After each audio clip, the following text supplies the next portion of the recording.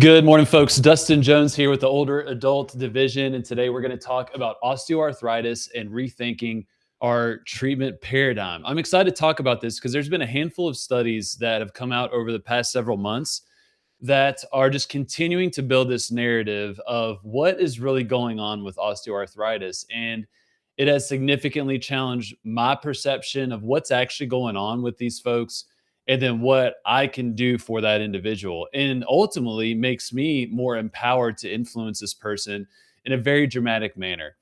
When we typically think about osteoarthritis, and I would say this for clinicians, but then also the general public, usually what they're going to think about is wear and tear to the joint, that they perceive osteoarthritis as this kind of mechanical issue, almost like we're wearing down a set of tires. Like, okay, we go through life, we do a lot of physical activity, we wear down those joint surfaces just like we would a set of tires. And there comes a time where we're probably going to need to replace those tires, aka get a joint replacement, for example.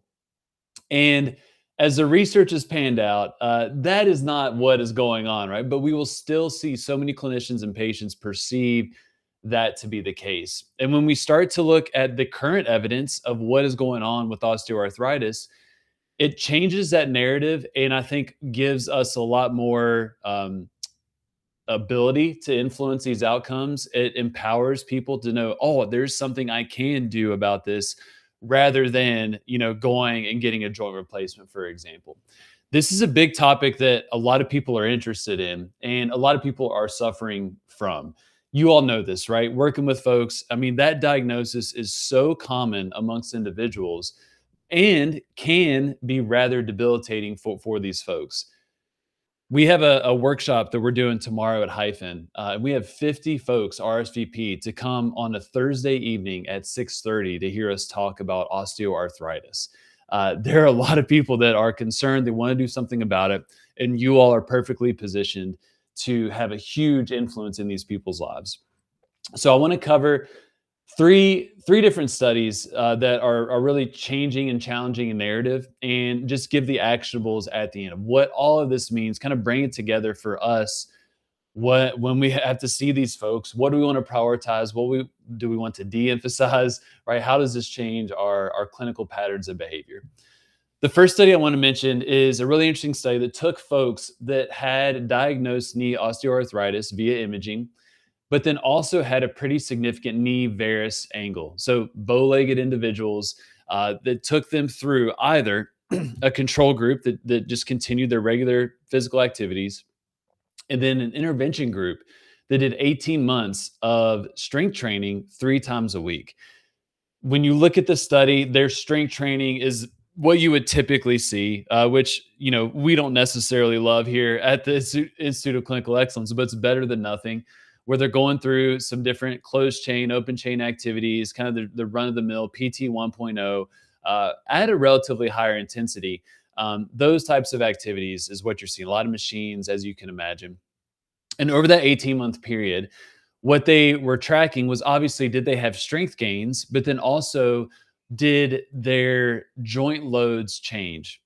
Basically challenging the premise that if we get you stronger, then we're going to reduce the forces that your joint is going to experience. That's a very common explanation of why we would get people stronger in the presence of osteoarthritis. I've definitely used that before. The stronger muscles will help, be better shock absorbers for blah blah blah. All you all have said it too, I'm sure, right? It's challenging that notion. And what they found is that over that 18-month period, they had very significant strength gains, which is not surprising. Hip abduction, 42% improvement, quads, 45%. Hamstring strength went up 68% by and large in that intervention group. But what they found compared to the control group, that there was no change in knee compressive forces, that the forces that joint was experiencing stayed the exact same. No change whatsoever. And no change even in the experiences from the medial side, because usually that's something we're thinking about, right? How can we reduce those medial compressive forces when there is a varus alignment? And there was no change in this study. Interesting. There were also a lot of folks that got better. Their symptoms improved. Not necessarily their imaging per se, but their symptoms. This study is really pointing to the fact that strengthening is beneficial for folks that have osteoarthritis, but maybe not in the manner that we perceived. It may not be a manner of reducing compressive forces, of making better quote unquote shock absorbers to make it a little bit easier for the knee to handle that stress. There may be something else going on. All right. And that is going to go into our next study that looked at different inflammatory markers in folks that have a diagnosis of osteoarthritis, but symptomatic osteoarthritis. One thing that we need to be very clear on that we've spoken to in so many different podcasts before is that a lot of individuals, a lot of older adults, you could line up 100 folks and maybe 60 to 70% of those folks are going to show osteoarthritis on their image. They're going to have that decreased joint space. But then maybe half of those, and oftentimes less, of those individuals that have that observed osteoarthritis are actually going to have symptoms or pain. We've talked about this so much, right? That the image does not necessarily dictate what the issue what issue is going on, right? So they had symptomatic folks that had osteoarthritis and they looked at a lot of their different inflammatory markers in terms of, drawing blood. And what they found is that the individuals that had this symptomatic osteoarthritis had elevated inflammatory markers, that it was a very consistent theme through some of these different markers that you can get just by going to a lab core, for example, or asking a physician to get some panels ran, that you can look at these markers. There's several different inflammatory markers. I'm not going to bog you down with that, but what we want to highlight is that osteoarthritis and the symptoms that we experience may not necessarily be a mechanical issue, but maybe more of a chemical issue. It may be more of an inflammatory environment that sensitizes our system, that elevates our painful levels, but then also creates an environment that is not good for our joint surfaces and cartilage.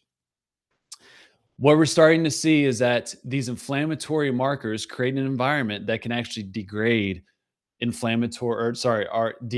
our joint surfaces. And that's why you're seeing a lot of these kind of newer interventions looking at regenerating cartilage, because it is a living, breathing tissue that we can influence. And that environment is often contributing to the degradation of that, not the wear and tear. Now, what's interesting about this particular study is it goes into what can cause this systemic inflammation and elevation of these different inflammatory markers. And there are a lot of things that we can influence. One, the first thing that comes to mind for many of us when we hear inflammation and chronic inflammation is going to be something related to diet and food, right? Some of you may be thinking seed oils are the devil that's causing chronic inflammation. Some of you may be thinking people aren't eating enough sardines and mashed fish, or people need to be taking their omega 3s, right? Lots of different theories, right? Nutritional theories around what contributes to inflammation. They do acknowledge that nutrition is a huge part in terms of chronic inflammation. However, it is not the majority of the problem, right? It is multifactorial and lifestyle related. Nutrition is a part of it. Sleep is a part of it, or lack thereof. Chronic stress is another part that creates that cortisol pump that is not great for those inflammatory markers.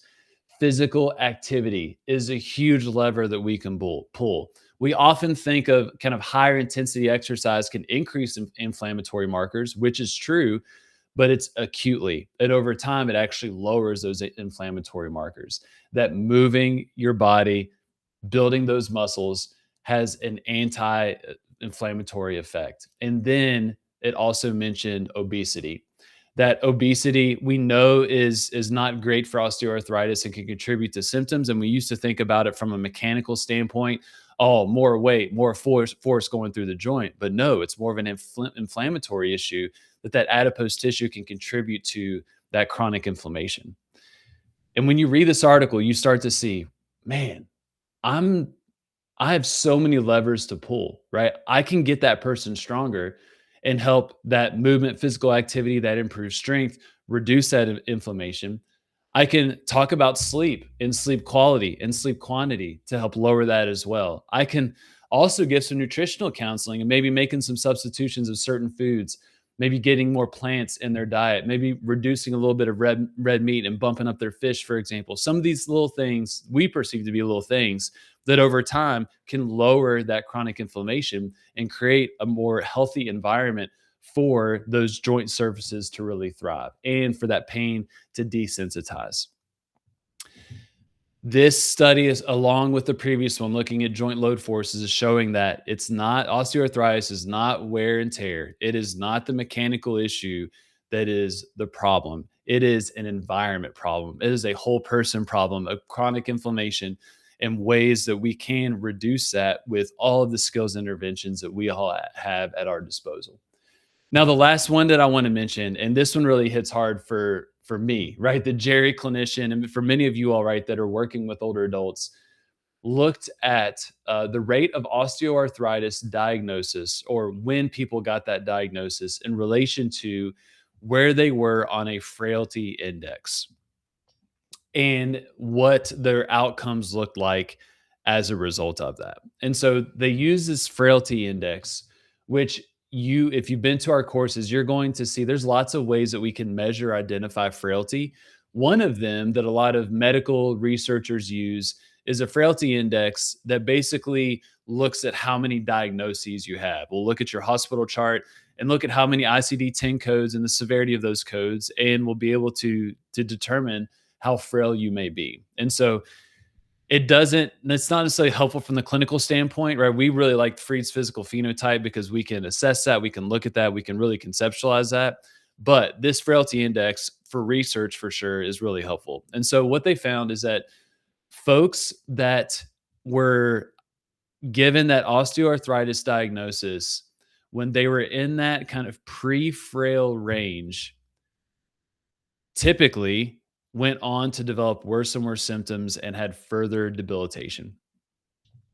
Folks that developed that osteoarthritis diagnosis later on in frailty did not see a dramatic change in their quality of life and their function and health outcomes.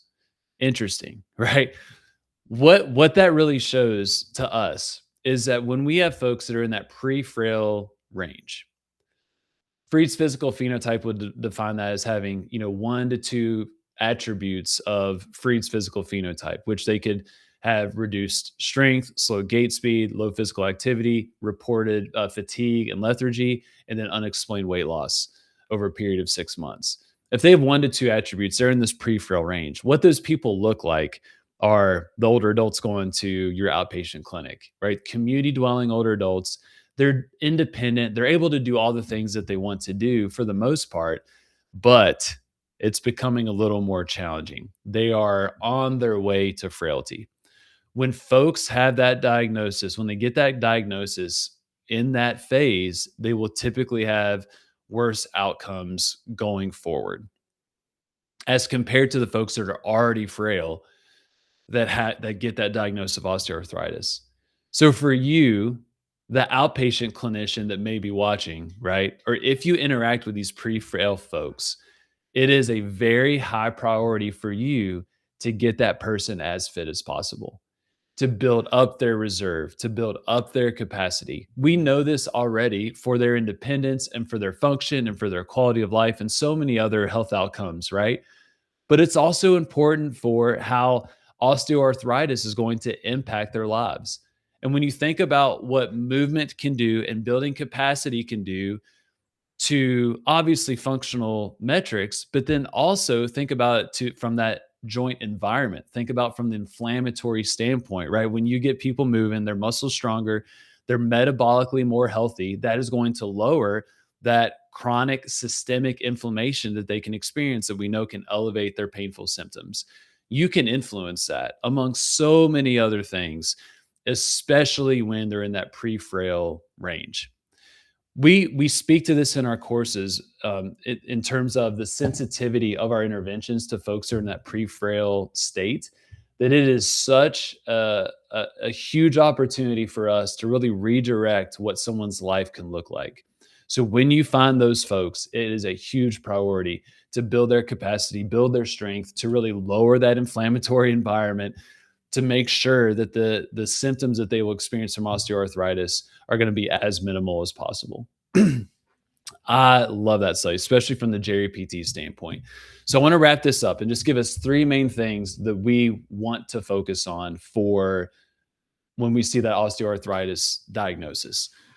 One is continue to get people stronger. Your interventions aren't necessarily going to change much, but why you're doing them does. You're not going to be reducing the mechanical wear and tear and reducing joint forces per se. Your strengthening is effective more from a chemical standpoint than a mechanical standpoint. You're reducing that inflammatory environment that can help that cartilage, that joint surface operate in a more healthy state and potentially regenerate, right? You're reducing the degradation of that cartilage through movement and strengthening. You're not changing mechanical joint forces significantly. You want to address that invisible fire that we see, that inflammatory state. And so for me, it really looked at, or zooming out from, I'm treating this osteoarthritic knee to treating this person, right? What are they eating? What's their sleep look like?